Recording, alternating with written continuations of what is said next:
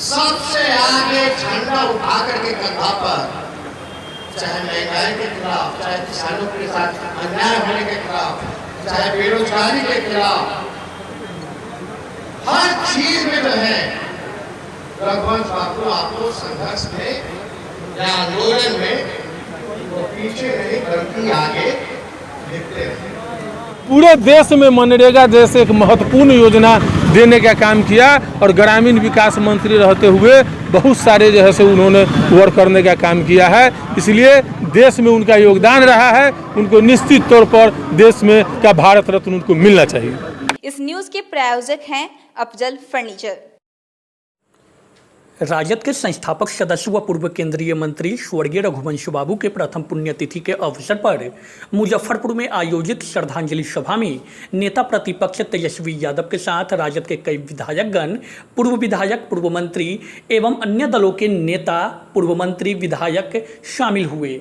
आपको बता दें कि इस मौके पर केंद्रीय मंत्री अश्विनी चौबे भी श्रद्धांजलि सभा में शामिल होने पहुंचे। सभी ने स्वर्गीय रघुवंश बाबू के चित्र पर पुष्पांजलि अर्पित कर उन्हें श्रद्धांजलि दिया। इस मौके पर नेता प्रतिपक्ष तेजस्वी यादव ने स्वर्गीय रघुवंश बाबू के चित्र पर पुष्पांजलि अर्पित करने के बाद अपने संबोधन में कहा कि स्वर्गीय रघुवंश बाबू का प्यार और आशीर्वाद उन्हें बचपन से मिलता रहा है। उन्होंने अपने पिता लालू प्रसाद यादव का जिक्र करते हुए कहा कि जब भी उनके पिता विकट परिस्थिति में रहे, स्वर्गीय रघुवंश बाबू उनके साथ मजबूती से खड़ा थे। उनकी रिक्ति को कभी भरा नहीं जा सकता। उनके सानिध्य में काम करने और सीखने का मौका मिला है।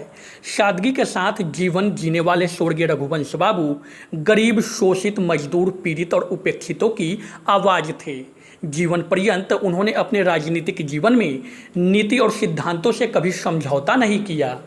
तेजस्वी ने स्वर्गीय रघुवंश बाबू के पुत्र सत्य प्रकाश सिंह को बड़ा भाई बताते हुए कहा कि जब कभी मेरी ज़रूरत हो, बेहिचक छोटे भाई से कहें, हर कदम पर हम आपके साथ हैं। वहीं उन्होंने राज्य सरकार से पटना में स्वर्गीय रघुवंश बाबू की आदमकद प्रतिमा लगाने एवं पुण्यतिथि और जयंती को राजकीय कार्यक्रम का हिस्सा बनाने की मांग को दोहराया। संबोधन के बाद स्वर्गीय रघुवंश बाबू के पुत्र द्वारा तेजस्वी को श्रीमद् भागवत गीता देकर स्वागत किया गया। हालांकि काफ़ी भीड़ होने के कारण नेता प्रतिपक्ष मीडिया से मुखातिब नहीं हुए और लौट गए। वहीं कांटी विधायक इसराइल मंसूरी ने स्वर्गीय रघुवंश बाबू को भारत रत्न से सम्मानित करने की मांग सरकार से की। उन्होंने कहा कि मनरेगा की नींव रखने वाले स्वर्गीय रघुवंश बाबू ने लाखों गरीब मजदूरों को रोजगार देने का काम किया था। ग्रामीण विकास मंत्री रहते हुए उन्होंने बिहार में सड़कों का जाल बिछाया। उनके कृतियों को कभी भुलाया नहीं जा सकता है। उनके आदर्श को अपनाकर युवा पीढ़ियों को राजनीतिक रूप से आगे बढ़ना चाहिए। वहीं उन्होंने कहा कि रघुवंश बाबू के जीवंत रहते हुए जो लोग उनके विचारधारा का विरोध करते थे, आज वही लोग उनके मरणोपरांत उनके आदर्श और समाजवादी सोच को सही ठहरा रहे हैं। उन्होंने कहा कि जीवन के अंतिम क्षणों में उनके द्वारा लिखी गई पत्र को सरकार को पूरा करना चाहिए, तभी उनको सच्ची श्रद्धांजलि मिलेगी। बिना पक्षपात के, बिना मतभेद के लगातार आजकल तो राजनीति है, फला का वहाँ सरकार होगा, फला का वहाँ होगा, तो हम उसको नहीं देंगे, उस राज को नहीं देंगे, हम इसको नहीं देंगे। लेकिन भाई रघुवंश जी ने जो है बिहार में सड़कों का जाल बिछा। अगर लोग कहता है कि बिहार में सड़क का निर्माण अल्लाह ने कराया, तो ये बात में सच्चाई नहीं है।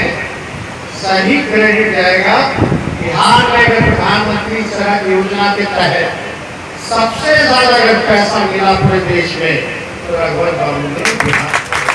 हम सब लोगों की मांग, और मेरे ख्याल से सभी लोग इस मांग से सहमत होंगे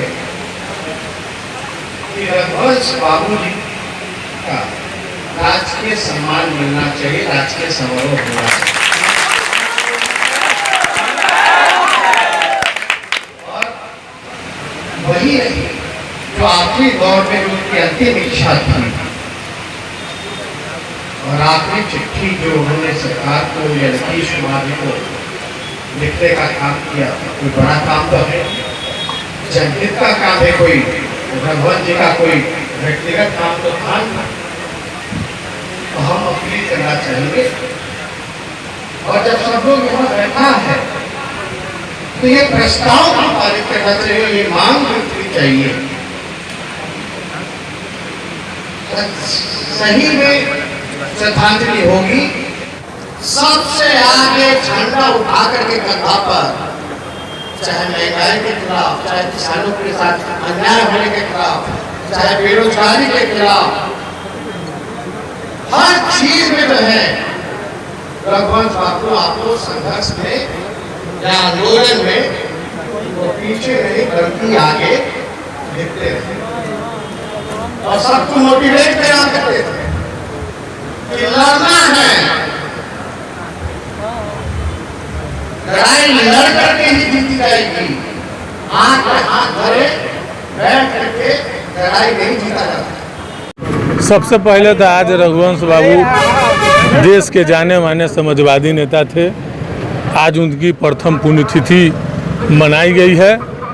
हम देश के लिए जो उन्होंने काम करने किया है, वो चाहे मनरेगा मैन के रूप में वह जाने जाते हैं। पूरे देश के लाखों करोड़ों मजदूरों को उन्होंने रोजगार देने का काम किया था। और देश ही नहीं, जब वो ग्रामीण विकास मंत्री थे तो बिहार में भी सड़कों का जाल जो है उनके द्वारा बिछाया गया था। इसलिए हम आज के पुण्यतिथि के अवसर पर हम आने वाले पीढ़ी और जो लोग हैं, देशवासी है, राज्यवासी है, उनको हम चाहेंगे कि ऐसे महान सपूत के उनके विचारों को आत्मसात करना ही उनकी सच्ची श्रद्धांजलि होगी। अंतिम क्षणों में उन्होंने सरकार के नाम चिट्ठी लिखी थी, लेकिन उस पर कोई कवायद नहीं हो पाई। अंतिम क्षणों में उन्होंने, सही बात है कि चिट्ठी लिखी थी कि वैशाली में जो अस्थि कलश नहीं आया है वो अस्थि कलश को वैशाली में लाया जाए। दूसरा उनका था कि लगातार 15 अगस्त और 26 जनवरी को वो दलितों से झंडा फहराने का, कोई बुजुर्गों से झंडा फहराने का काम वैशाली गढ़ पर किया करते थे।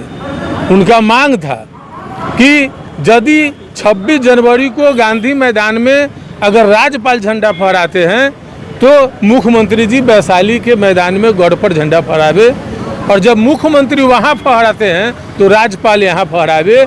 यह उनका मांग था। उनके मांग में बहुत बड़ा राज छुपा हुआ था, क्योंकि वैशाली जो था, वैशाली पूरे दुनिया के जनतंत्र की जननी है, इसलिए वह उनका बहुआयामी मांग था। ये लगातार प्रतिमा लगाने की मांग और राष्ट्रीय समारोह करने की मांग की जा रही है, सरकार को क्या कहना चाहिए? निश्चित तौर पर आज तो उनके जो पुण्यतिथि समारोह है, सभी विचारधारा के लोग आए हैं, सभी पार्टी के लोग आए हैं, और मुझे खुशी इस बात से है कि रघुवंश बाबू जब जीवित थे तो रघुवंश बाबू की बातें, उनके विचारधारा, वो जो समाजवादी पृष्ठभूमि की जो बातें करते थे, देश में प्यार और मोहब्बत और नफरत फैलाने वाले के विरुद्ध बोलते थे और मोहब्बत फैलाने वाले के पक्ष में रहते थे, तो बहुत सारे ऐसे लोग हैं जिनको रघुवंश बाबू की वह बातें अच्छी नहीं लगती थी।